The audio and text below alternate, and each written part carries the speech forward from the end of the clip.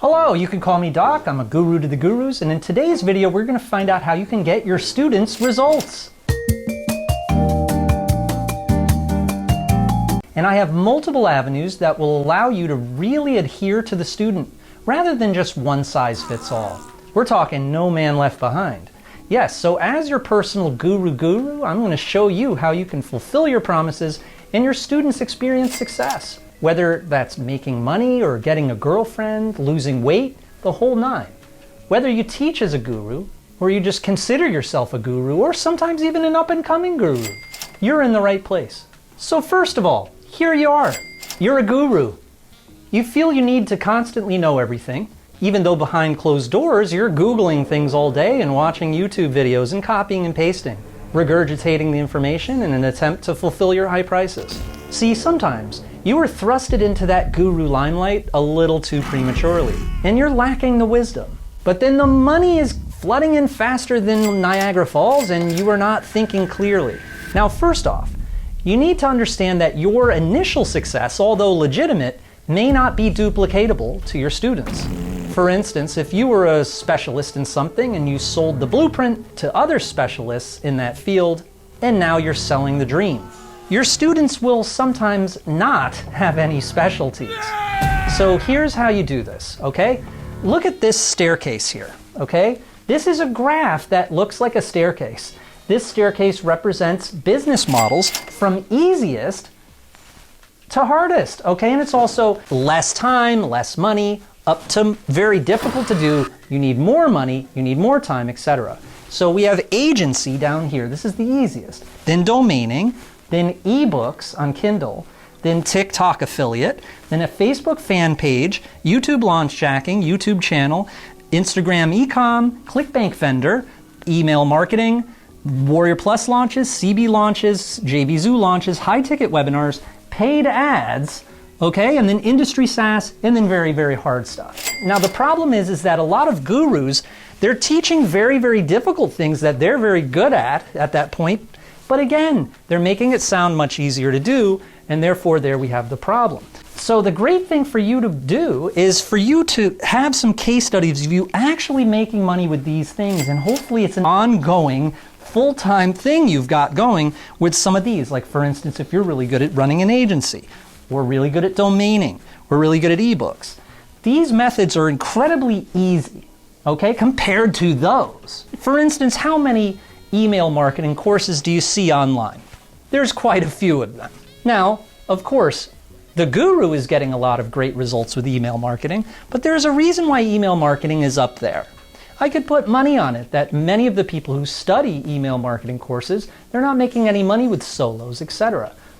But if somebody was studying domaining, for instance, down here, which is basically first grade, it's not hard to do. For instance, when somebody's teaching all of these things, sometimes you find a guru who does teach all of these things. So in any given webinar, the subject might be this, or it might be Instagram e-com, or it might be ClickBank vendor. The subject might have come up because the student was unmuted on the webinar and therefore said, hey, I would like to learn about this.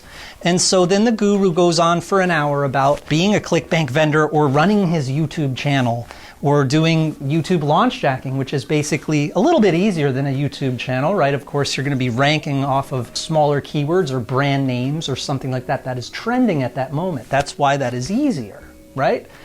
So, at the end of the day, that guru gets a ton of testimonials for domaining, huh? Last night, the guru was speaking about email marketing or speaking about ClickBank. Why am I getting a testimonial about domaining? It's because the student tried all of these things, and the one thing that worked was one of these down here, okay? So it's very, very important to think this way. If your case study, for instance, has to do with, oh, I made $1 million with selling violins, I'm very good at that. And then they package that up and they have the actual proof.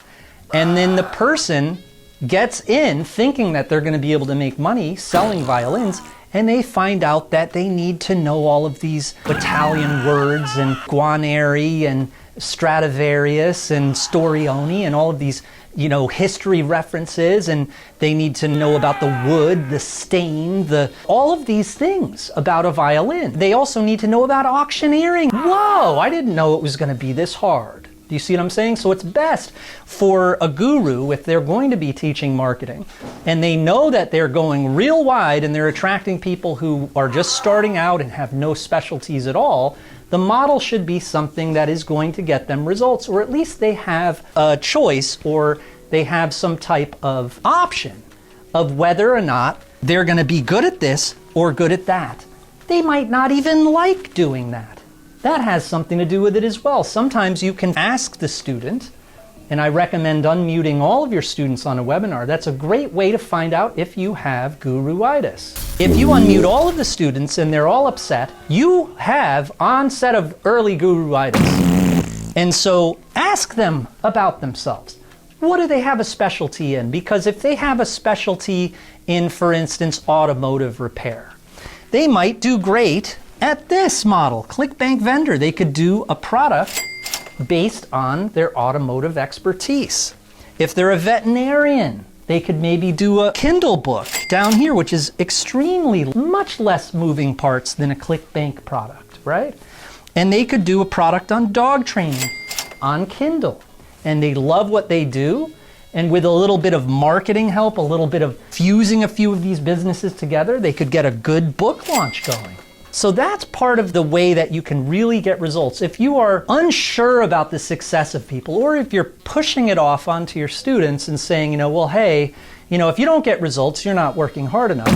That is really a highway to guru-itis. So that's what I'd recommend pretty much, is this is the way that you're going to get your students results.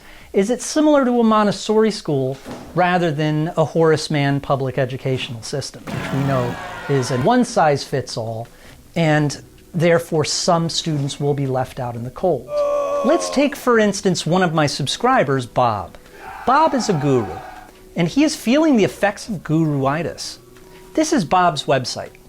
Bob promises that his students will make $500,000 a year. So in order for them to make $500,000 a year, they would have to be doing on average about $10,000 a week, or $1,500 a day. So the way to do this is to sell a $100 product of their own, or a $200 product at 50% commission, and sell 15 of them a day. At a conversion rate of 5%, they would need only 300 targeted clicks per day. Now, you can either instruct your students to do paid ads or free traffic using organic methods, but we know that paid ads will eat up most of the profit, and organic traffic will take time to mature. For instance, if you were paying $1 a click for serious targeted traffic, and it was converting that good, you would have plenty of room to scale. But it's probably going to be more like $3 a click. So you would be spending about $900 a day in ads and pocketing $600. So as we can see, this is not $10,000 a week. So we need to think an extra 15 to 30 sales. Let's think 30 sales a day, for instance, so that you can make $1,500 profit as your goal.